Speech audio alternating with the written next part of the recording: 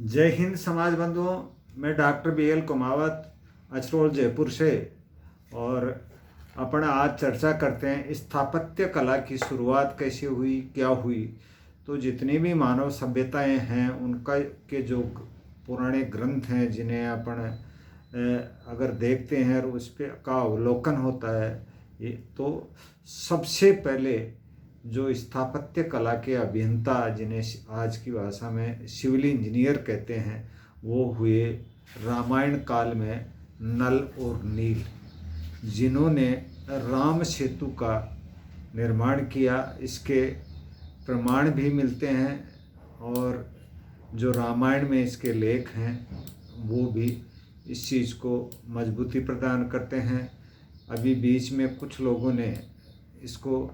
राम सेतु को काल्पनिक बता करके एक तरह से धार्मिक भावनाओं को भी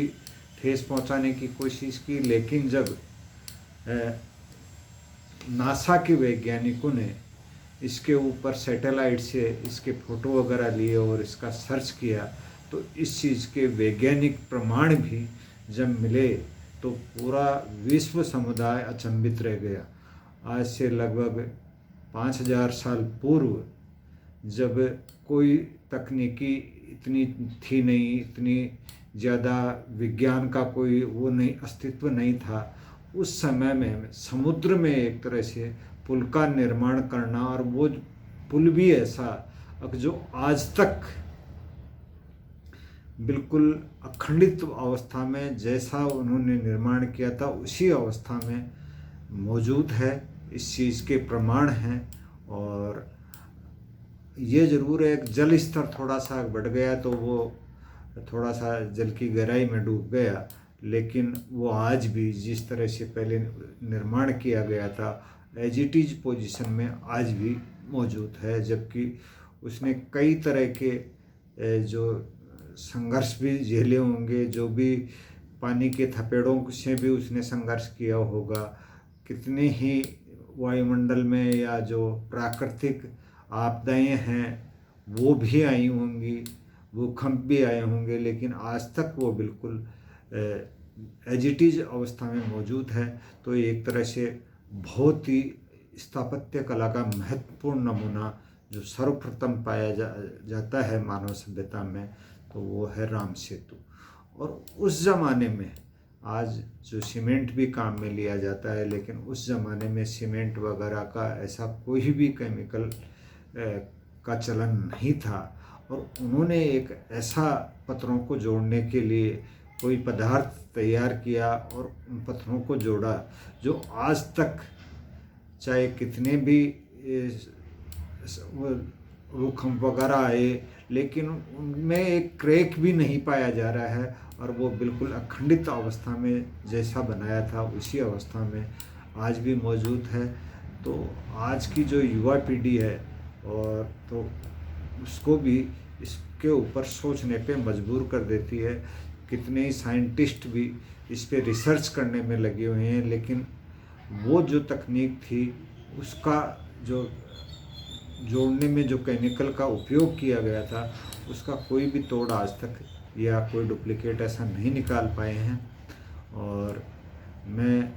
एक तरह से अपने देश की जो स्थापत्य कला है, जो हमारे पूर्वजों ने, कुमाऊँ समाज के जो बुजुर्ग थे, उन्होंने इस चीज़ को आगे बढ़ाया। और मैं तो ये मानता हूँ कि जो भी जितने भी कुमावत हैं या जो भवन निर्माण में जो जातियाँ उस टाइम से लगी हुई थी या जो स्थापत्य कला का जो काम करते थे, गढ़, किले, बावड़ियाँ, जितना भी निर्माण हुआ है पूर्व सभ्यताओं में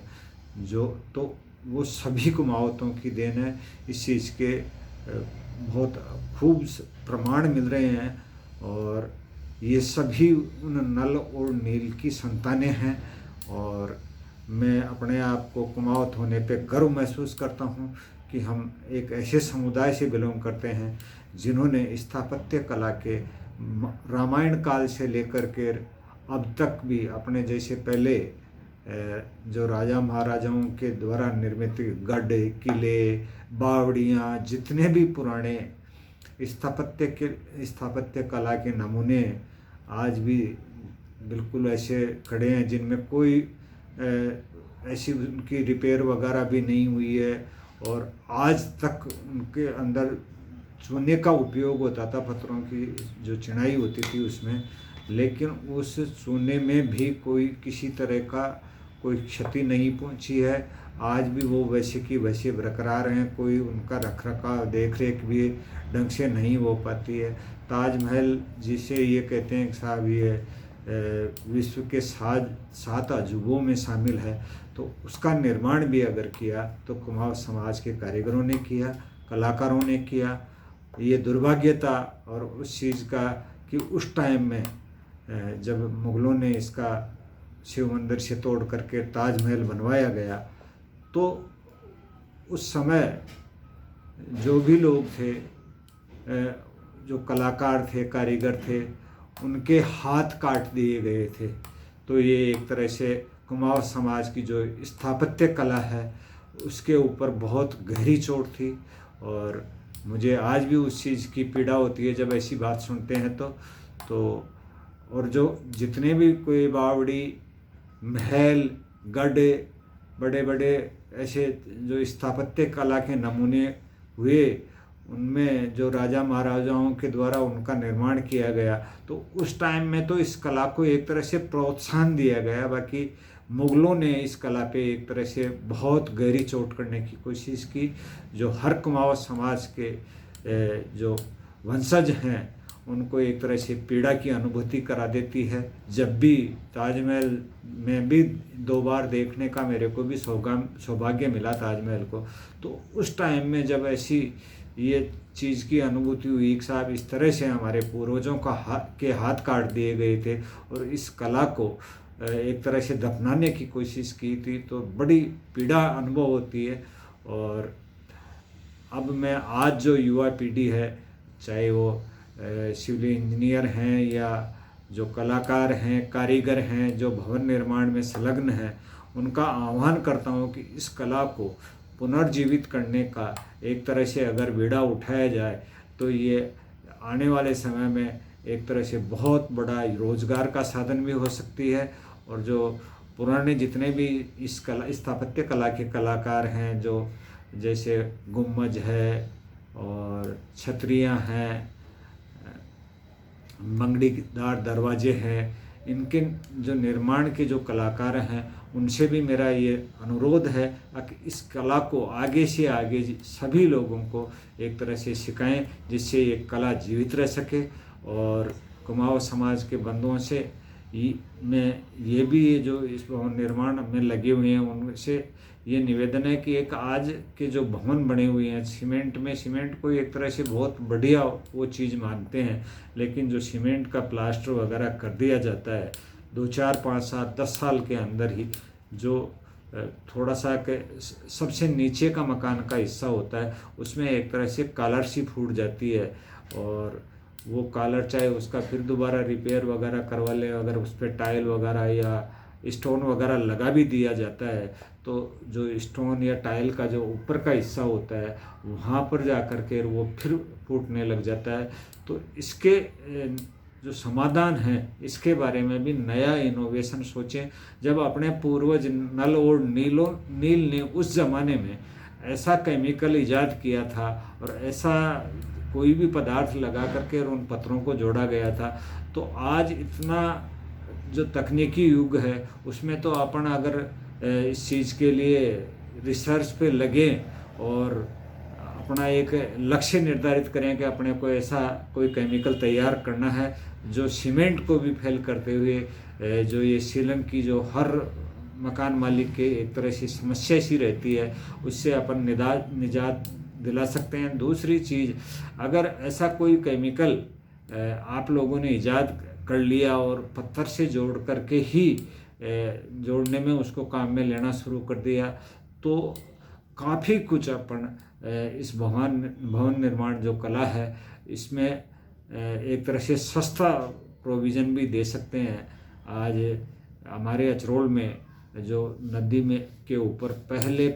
का जो पुल बना हुआ है उसमें मैंने कई जो उस टाइम में उसमें कलाकार थे, कारीगर थे, तो जो भी जीवित थे उनसे मिला भी, और उनसे जब चर्चाएं की तो साहब बोले ये पत्थर की गढ़ाई करते थे और पत्थर को ही एक जो चूने का, केवल सीमेंट वगैरह का भी इतना वो नहीं था, चूने की घोल से बारीक सा उस पर जोड़ पे लगा करके उसको इस तरह से जोड़ दिया जाता था। उस टाइम में उनको पूठी कहते थे, जो पत्थर की पूठी की गढ़ाई होती थी, फिर केवल चूने से ही बारीक लहर के रूप में वो लगा करके जोड़ दिया जाता था। और वो आज तक एक तरह पूरा दबाव, कितना ट्रैफिक भी उसके ऊपर निकला, लेकिन वो जैसा उस टाइम में बनाया था वैसे का वैसा आज भी बरकरार है। आज जैसे जो सीमेंट और लोहे और कंक्रीट से जो पुल बन रहे हैं, इनसे बहुत ज़्यादा मजबूती उसकी होती है, जबकि ये लोहा, सीमेंट और कंक्रीट से जो पुलों का निर्माण हो रहा है, जो आज की जो तकनीकी युग है उसकी देन है, तो वो महंगा भी पड़ता है। और वो केवल पत्थर वगैरह से, पत्थर, चूना, और अगर उसमें सीमेंट भी काम में ले लिया जाए तो मैं तो कोई वो उसको गलत भी नहीं मानता, लेकिन एक तरह से बहुत काफ़ी कुछ सस्ता पड़ सकता है और लोगों को रोज़गार का भी एक नया साधन मिल सकता है। जब उस टाइम में लोग इस काम को करते थे, तो आज अगर जो उससे सीखते हुए या ऐसी कोई कला का नया सर्जन हो जिससे आने वाले मानव समाज को एक आवश्यक के लिए नई दिशा मिल सके, तो मैं सभी कुमावत समाज के बंधुओं को एक बार पुनः आह्वान करता हूँ उनका कि ये जो जितने भी भवन निर्माण कला में लगे हुए हैं, वो अपने आप को नल और नील, जो विश्व के सर्वप्रथम सिविल इंजीनियर थे, उनकी संतानें हो, तो अपने आप को गर्वित महसूस करते हुए समाज को नया इनोवेशन दें, जिससे ये जो आवास की समस्या है उससे समाज को काफ़ी राहत मिल सकती है। और अपने एक तरह से बेरोजगारी की जो समस्या से जूझ रहा है अपना समाज, तो उसमें भी काफ़ी इजाफा हो सकता है। जय हिंद, जय कुमावत समाज।